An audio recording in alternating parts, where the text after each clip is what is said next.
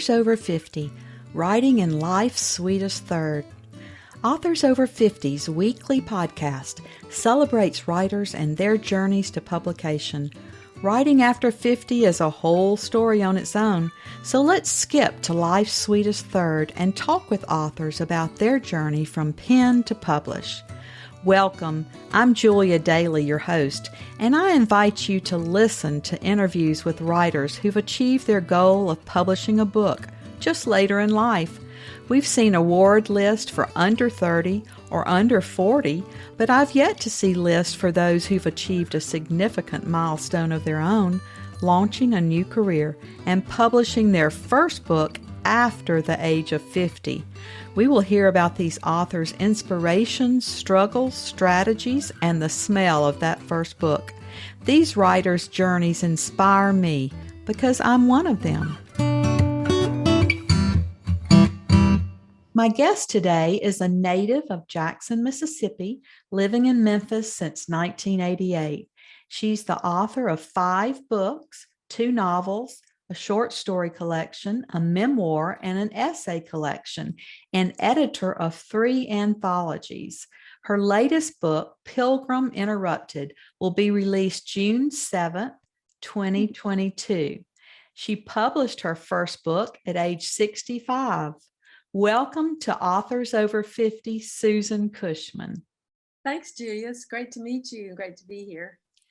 Susan, the first question on Authors Over 50 is always, what took you so long to write your first book? It's funny because my recent book, which is called PILGRIM Interrupted, talks about how life interrupts. In that book is a spiritual pilgrimage, but life can interrupt everything. And even though I loved writing as a child and junior high, literary journal, high school newspaper staff, I thought I wanted to be a journalist. And so, but I got married young when I was barely 19 and was putting my husband through finishing school. So I had to go to work for a number of years to make money to buy groceries. And then we had started adopting children. My husband's career is super busy, so I chose to be a stay-at-home mom for a lot of years with the 3 kids and soccer mom and all of that. And even though I have a lot of friends who are doing it at the same time, who are writing and raising kids, I just couldn't do it. The writing I could do while raising kids was more like publishing newsletters, doing advertising, doing marketing, doing business-like things.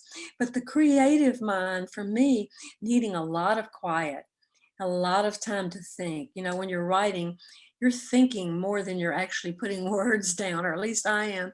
And I just didn't feel I could do a good job of that while the kids were still at home. So, and they're all adopted, 2 from South Korea and 1 from Mississippi.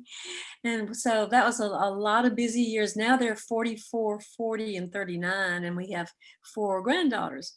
So, but in 2001, my youngest child left for college. Of course, right the month after she left, 9/11 happened.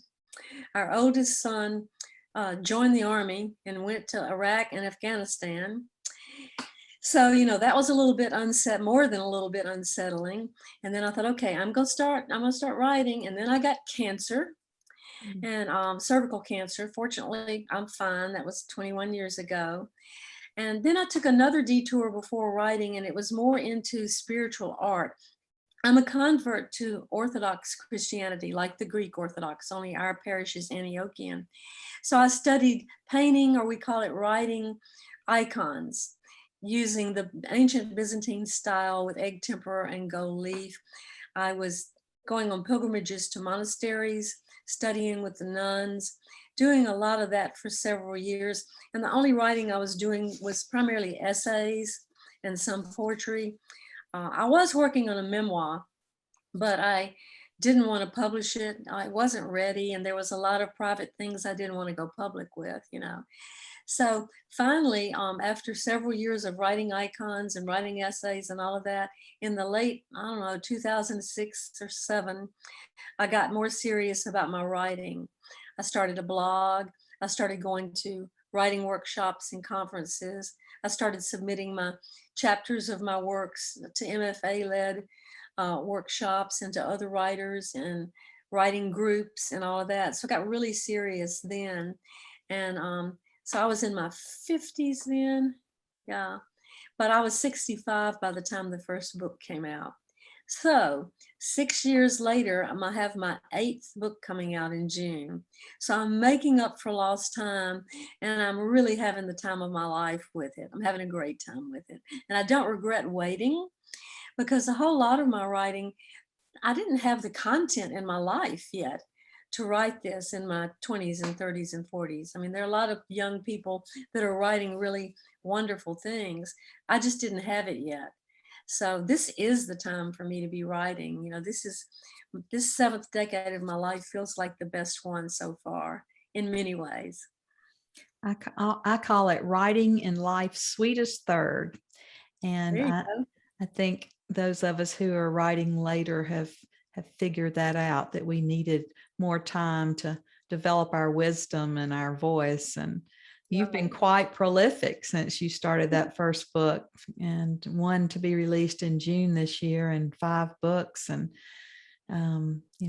share your routine for publishing so many books in a short period of time. Well, it is so all over the place, and I think it's very unusual. I mean, to start with my first novel, Cherry Bomb, which was published in 2017, took about 5 or 6 years to write and edit. And one reason it took so long was I did work with a New York literary agent for a while on it. And then I did not like the direction she wanted to take the book in. So I left that relationship and ended up with a small press out of Mississippi. The good news was he got what I was trying to do.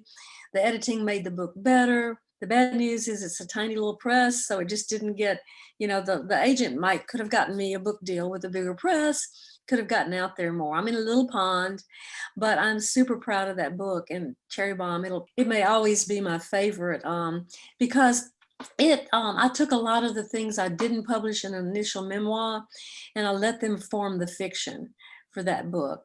And because it's about a young girl who escapes a religious cult, throws up graffiti, gets a scholarship to the Southern College of Art and Design, meets a famous artist, goes to a monastery to learn about icons, and then there's a mystical element where she and the artist and one of the nuns end up having a special relationship that I won't tell you what is.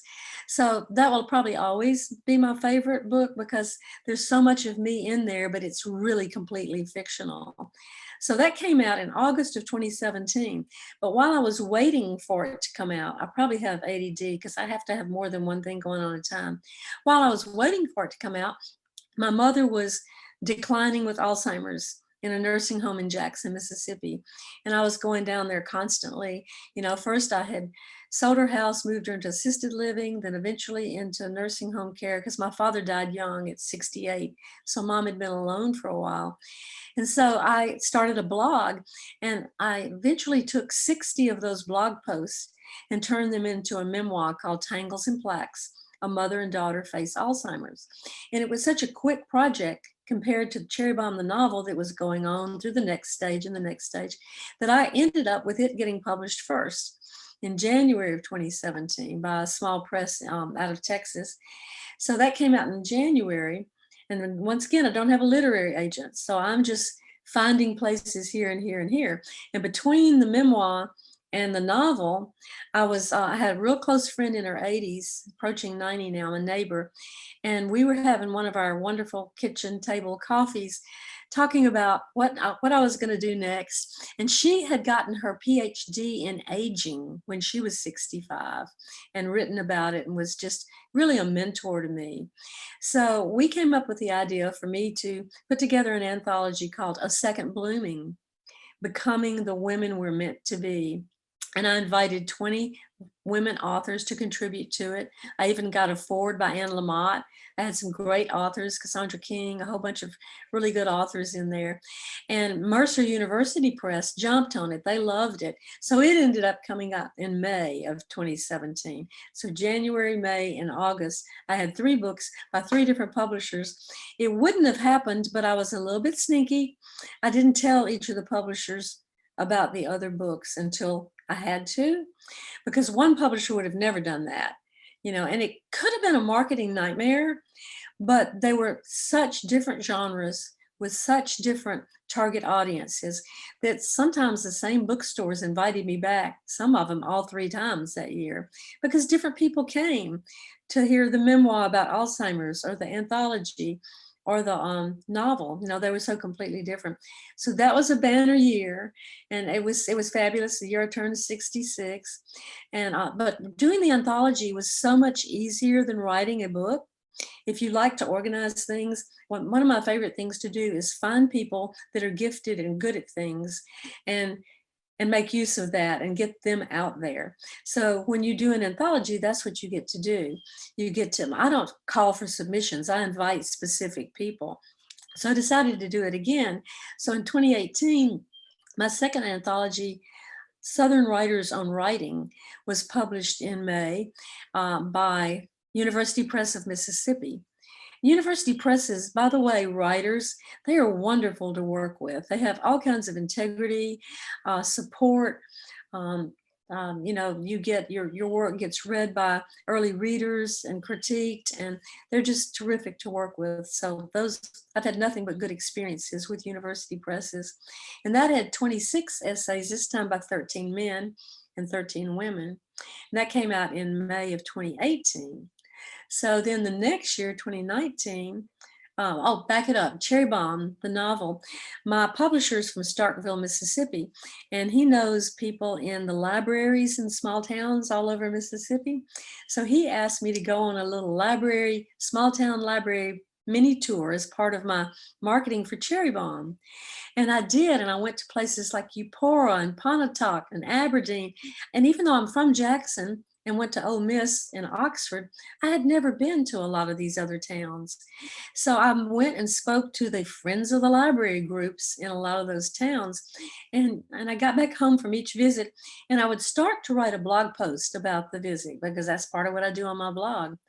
But something in my mind clicked on a light and said, what if you write short stories instead? Then you can fictionalize what happens, make it more colorful, still use a bit of the history of the town. I created a fictional author. I named her Adele Covington, and I had her go on the book tour. And in each town, she met someone who had issues that she had experienced somewhere in her life: Alzheimer's, cancer, adoption, sexual abuse, homelessness, all these different issues. And so she became kind of like, some people said it's sort of like touched by an angel in Mississippi, because she helped the people in each of the towns. So that was published in August of 2019, Friends of the Library. And several readers liked one story a whole lot in that one. And that story was John and Mary Margaret, about a Black boy from Mississippi, black boy from Memphis, a white girl from Jackson, Mississippi, who fall in love on the Ole Miss campus in the 60s, which didn't go well. So they said, we want to know more of this story. So I turned it into a novel. So John and Mary Margaret was my second novel, which was published in 2021. That's right, yeah. So that was a lot of fun, and I may consider writing short stories again. Because they're a whole lot easier to write than novels, because the narrative arc is shorter. It's so much easier in 20 pages than 300 pages to do that arc and to hold the attention the whole time and to have the conflict you need and to have the details you need. But I do love novels. So, we'll see if I have another novel in me. So that came out in 2021. And so meanwhile, right before that, let me back it up. I, as you are, am a member of a large, probably the world's largest book club organization, the Pulpwood Queens. And they have every January, they have an annual conference. It's been going on for over 20 years now. Kathy L. Murphy is the founder and director. So for their 20th anniversary in 2020, she asked if I would organize and edit an anthology to celebrate it. And I did, and it's called The Pulpwood Queens Celebrate 20 Years. And so what we did was we invited not only all the authors who had ever spoken at those 20 January meetings, but a lot of the members of the book clubs and others, publicists, agents, people who had worked with the Pulpwood Queens in any way. So that was another anthology, my third anthology to edit and put together. So that happened actually in December 2019, the same year as Friends of the Library. That's right. So I thought, what's next?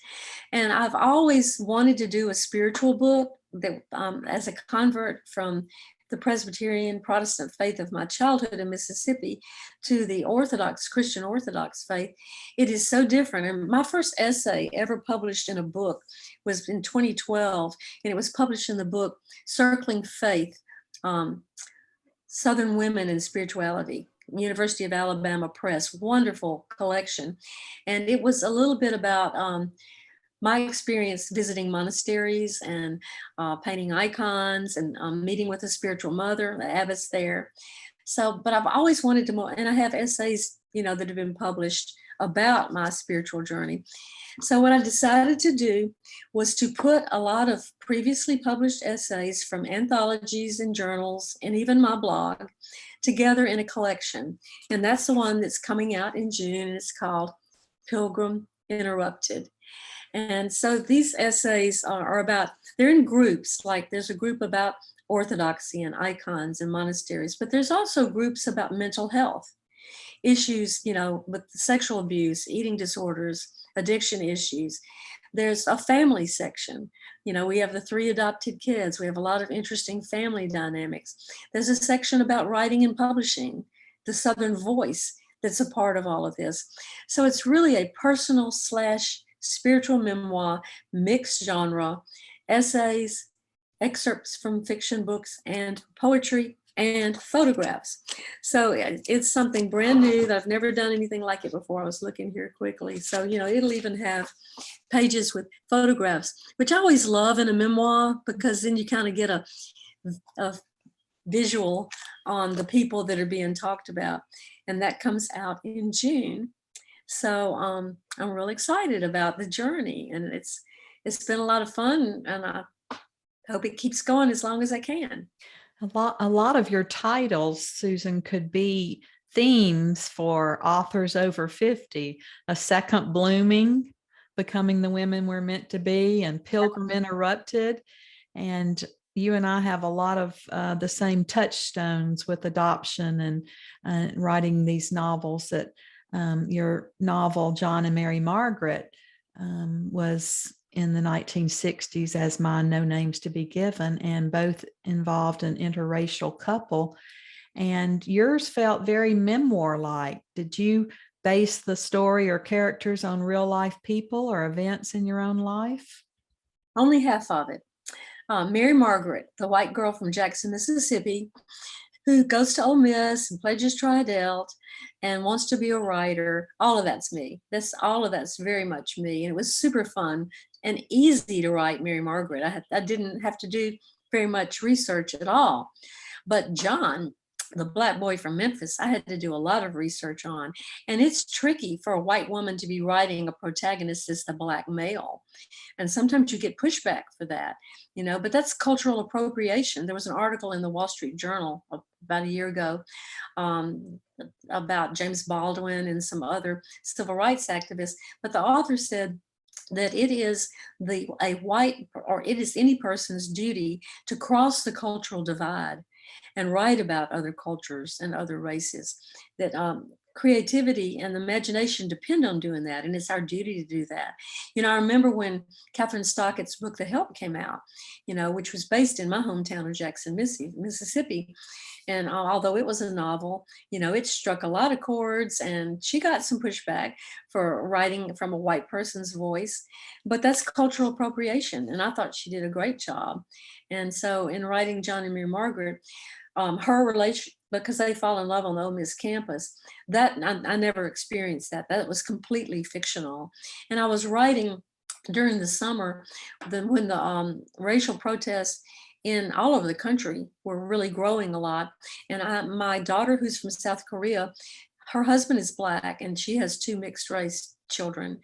And then my son, who's from Korea, his wife is Hmong, and they have two mixed race Asian daughters. So this whole thing about race and culture were just strongly in my heart. And COVID was going on. So had COVID not been new with no vaccines yet, this was the summer of 2020, I would have been out in the streets in Memphis at the protests. We had some really good nonviolent protests here. And I was frustrated, stuck at home. And my husband said, well, you have a voice. I think you're a writer. I think you could write this. And I'm like, they don't need somebody else to write another book about race. But then the John and Mary Margaret idea came up, from which I'd written in the short story. And I thought, I can expand that. And the book actually covers 50 years of civil rights history in Mississippi and in Memphis. So I did a lot of research for that, including what happened on the Ole Miss campus. Even though my husband and I were there during part of the time I wrote about, I still researched it because we weren't involved with the Black Student Union and the protests that were going on. This is going to sound cliche, I really lived in that white privilege bubble. And I really wasn't aware of a lot that was going on. So this is my chance to go back and go, I wish I had been aware. And I'm hoped that with the book, it would create some awareness, in readers. And I've gotten a lot of feedback that it has. That it's given a lot of people cause, to think about it. I read that summer, I read Caste by Isabel Wilkerson, which is a masterclass in race issues in the United States, India, and Nazi Germany. And it's powerful. It was quite an education reading that. And that was part of my inspiration. I have two Black author friends, Jeffrey Blunt and Ralph Eubanks, who also guided me. They read early editions, gave me a lot of really helpful feedback, and then wrote beautiful blurbs, and then interviewed me for my virtual launches, because nothing was in person then, at Novel Books in Memphis and Lemuria Books in Jackson, Mississippi. So that was terrific bookends to the whole project.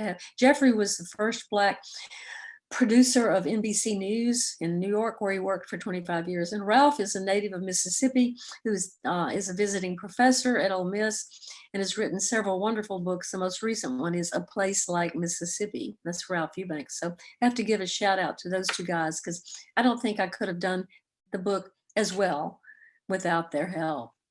I'm glad you're addressing those issues, because I have those same thoughts a lot. Ralph Eubanks is actually from my hometown of Mount Olive, Mississippi, and he was a real close friend of my brother's. And we're real proud to sing his praises. He's done very well in the publishing industry. And my second book is actually from a Latina heiress point of view, owning the largest ranch in Texas. And so we do have thoughts about, should we be writing in someone else's perspective? And I like the way that you address that. I did have a sensitivity reader, a Latina sensitivity reader, read my work, as well as a Native American sensitivity reader, to make sure that I didn't make any blunders and discredit their races and tribes. So I hope that's going to go across well. But I'm like you, we're fiction writers, and we do want to call attention to some of those issues that don't always just come from our own race or our own background. Right. Exactly. Do you know the author Johnny Bernhardt? Yes. And of course, she's written recently about human trafficking in Texas, and again has crossed that cultural divide, with the Hispanic people that are involved. And I've forgotten the name of her book that's about that, but she would be interesting to talk with on here sometime too. Yeah. Johnny and I are good friends. We've been serendipitously put on panels together at the AWP in 2020, the Mississippi Book Festival. Seems like there was a third time we've been put on panels together. Mm-hmm. Well, that's what's so great about this writing community is everyone is so gracious and so generous with their time and talents and sharing. I've never been in another industry that's been quite so gracious to each other. I agree. Well, Susan, tell us a little bit about the book that you're going to share with us today, and kind of set it up and read a few paragraphs for us to hear the tone and voice in the book where you'd like to share. You probably warned me about that and I've forgotten.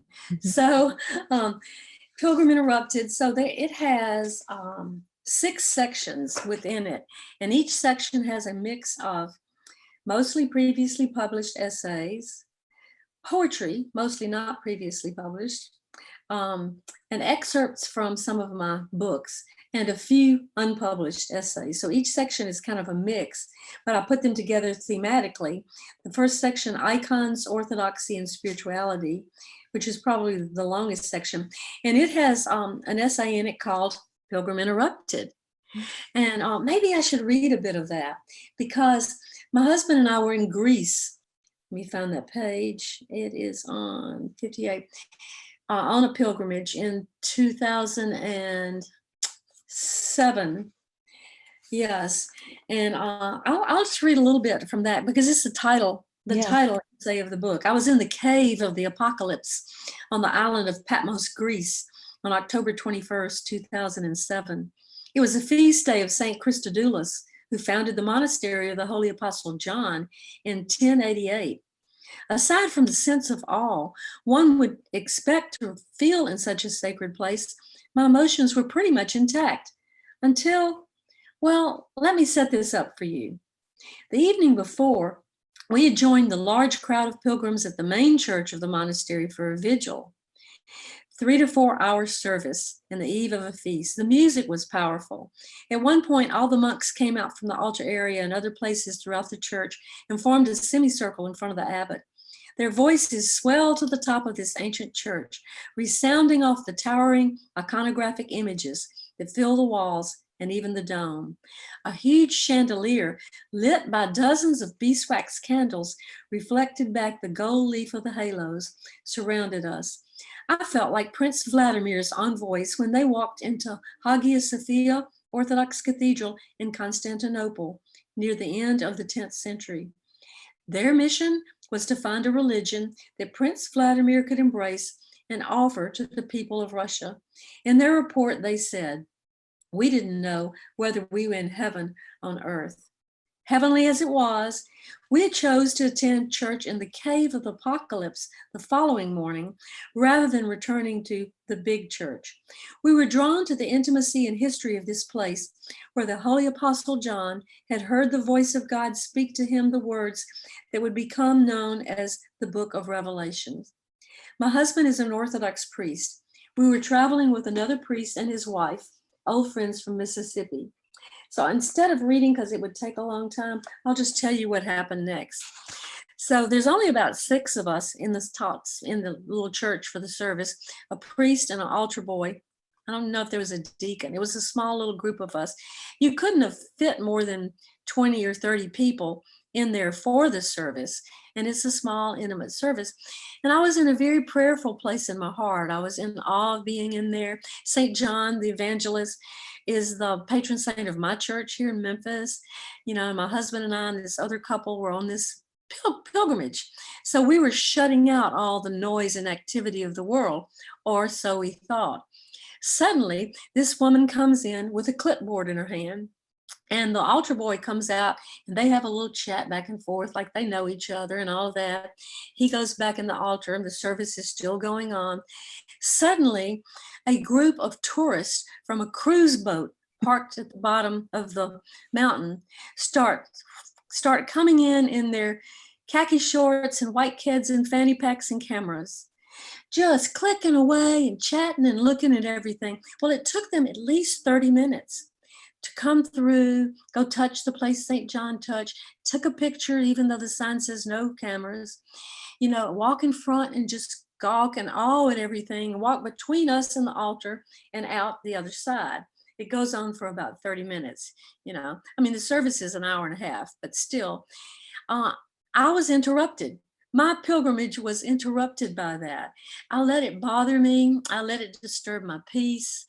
You know, finally, I kind of pulled back in and thought, okay, that's fine. You know, they got exposed to my beautiful Orthodox faith in a historic place. Isn't that a good thing that that happened? I tried to quit being all fussy about it. And then afterwards, we went to the apartment where the priest who served the service was, and a few people, we had a little lunch and all of that. He was not at all disturbed by that. It goes on all the time.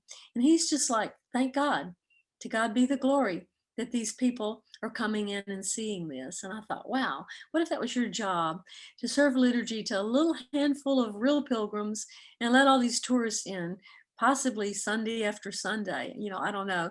So that's the title essay, for Pilgrim Interrupted. Gives you a little taste of that part of my journey. The second section is writing, editing, and publishing. And I actually have a lot of essays that tell some of the journey that I've just told you and the listeners here today. The third section is called Alzheimer's, Caregiving, Death, and Dying. In addition to my mother's Alzheimer's, which was a long journey, and I was involved in long distance caregiving with her. And like I told you, I wrote about that in Tangles and Plaques. I also lost my father at age 68 to cancer, and he had hospice care. Aunt, an uncle, a brother, and a goddaughter all died within a few years of each other. And I was involved through hospice and was with several of them, holding their hands as they died. So that's a difficult but beautiful experience. You do feel like you're touching heaven and earth at the same time. So I wrote a lot about that, and some of those essays are in here. Then the next section 4 is family and adoption, a little bit about my childhood, a little bit about my adopted children. And section 5 is place. And I wrote about, are these my people? And some of it's about the South and Mississippi and writing in place. And some of it's about my new people in my Orthodox faith. And then the last section, the sixth section, is mental health, addiction, and sexual abuse. And so I write a lot about that. And these are mostly previously published, and about the sexual abuse as a child, the consequent eating disorders, struggle with addiction, and healing, from all of that. Recently, we had a women's retreat at our church.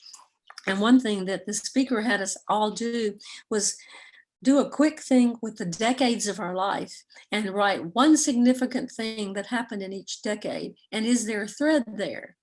And of course, I had 7 decades. I was one of the older people there. And I noticed it was really a good experience to do this, because I noticed the thread was healing, that I've been looking for healing, been looking for it through prayer, through God, through church, through counseling, therapy, through writing, all the different ways that I've been looking for healing. So it was a wonderful experience. So Pilgrim Interrupted is being published by Brother Mockingbird Publishing out of the Gulf Coast of Mississippi. Melissa Carnegie is the publisher. And she's the same one who published The Pulpwood Queens Celebrate 20 years. And she is great to work with. It's a small press, but she does a really great job, and is just a delightful person to work with. So this launches June the 7th, and I've already setting up some events for that, and happy to be here talking about it. Thank you. Well, Susan, your words are inspiring, and your journey has been quite the journey. And our writers over 50 are such a unique set. Do you have any specific advice for writers 50 and above, or what advice do you wish you had heard when you started? I don't have advice I wish I'd heard, because I wouldn't do it any other way. That I have no regrets. Don't go, I wish I had done this when I was younger. Trust the fact that you have a lot of wisdom now and life experience that you didn't have when you were younger. Trust the fact that your readers might not just be people over 50, but they might be the younger set.